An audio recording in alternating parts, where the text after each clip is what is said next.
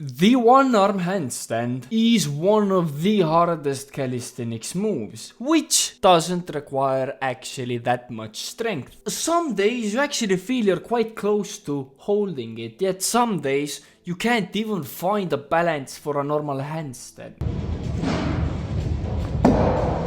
I know exactly what it means to learn a one-arm handstand. So in this video, I'm gonna be sharing with you 2 tips that will transform your no one-arm handstand into an actual one-arm handstand. But before we talk about the actual tips, you should know one thing. It is much easier to get the balance on the parallels compared to doing it on the floor. It's extremely harder to balance, so I suggest you do the same. Learn it using the parallels because it will be much easier for you to actually hold it. Twist your wrist. So the prerequisite which you should have before attempting this is a solid handstand. I don't care how long can you hold it. This is a solid handstand.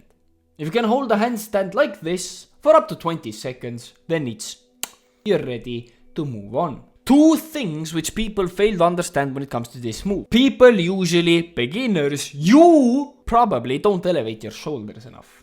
This is a make or break. Because you can't do a one-arm handstand with your shoulders not shrugged. This is the exact movement which you need to do.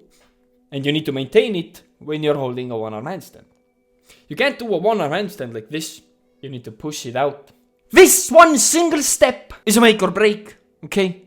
Most guys who I see practicing one-arm handstands, they don't elevate.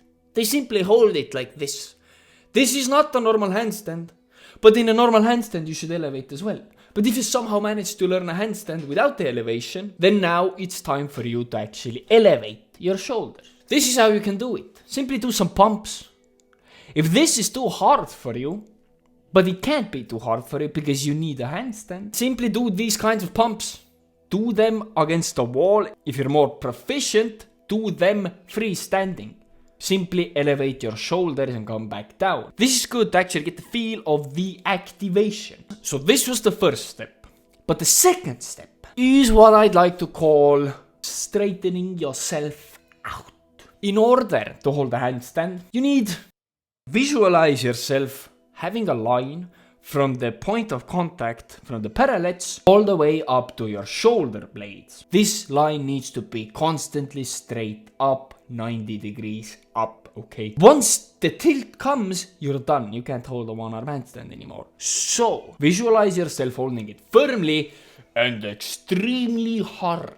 Hard is the wrong word, I think. These 2 drills are the only things which you need to actually hold a one-arm handstand. Learn a proper handstand with the right elevation. Start leaning towards one side while still holding your shoulders elevated. Your eyes should look directly next to your arm. This is a big misconception.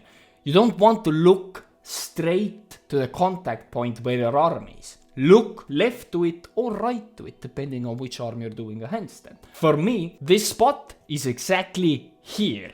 Quite self-explanatory, okay? You jump into a handstand, you make sure that you're completely straight, you lean towards one side, you elevate the shoulder, and then you let go.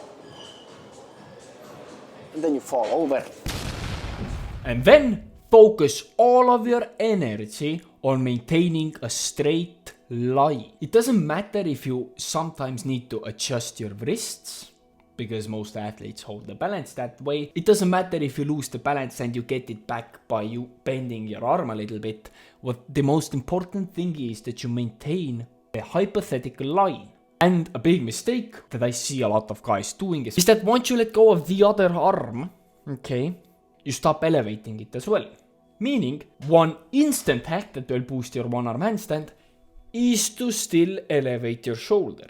Because you will lose tremendous amounts of balance once you stop elevating. So keep both arms at all costs elevated. As a pro guy myself, I have seen elite athletes doing Maltese presses and Maltese push-ups. And yet they struggle with the one-arm handstand. And I have the upper hand. I might not be their level pro yet, not they are elite, but I have the upper hand. Why? Because I know the drills. I know what it takes to learn a one-arm handstand. Yet these elite level guys can't do a one-arm handstand. Of course, a lot of them can, but I've seen guys who can't. And the reality of this, why I'm even talking about it, is that the one-arm handstand is not a strength move. It is purely balance and coordination. There is no such thing as I'm too weak for a one-arm handstand.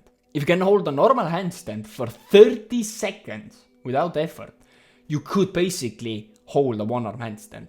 Strength is not the issue here. It's all about coordination, balance, and control. And this move actually doesn't take that long of a time to learn. I would say I went from a 1 second one-arm handstand up to a 5 second one-arm handstand in about 4 months.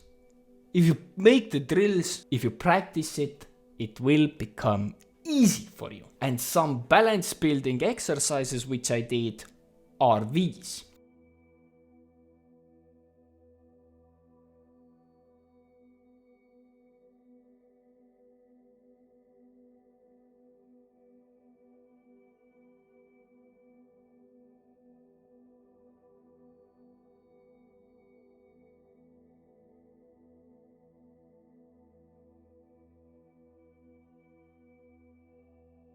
And as well for the hips. There is a lot of discussion I've seen about the hips, where should the hips be.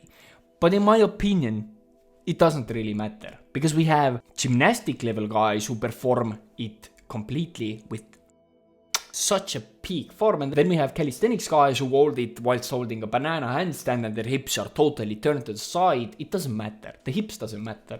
The most important thing is these two things. Your arm position and your elevated shoulders. Thank you guys for watching. I hope this helped. If you want to see any more tutorials, check out my playlist where you can see all of my calisthenics talks. See you very soon.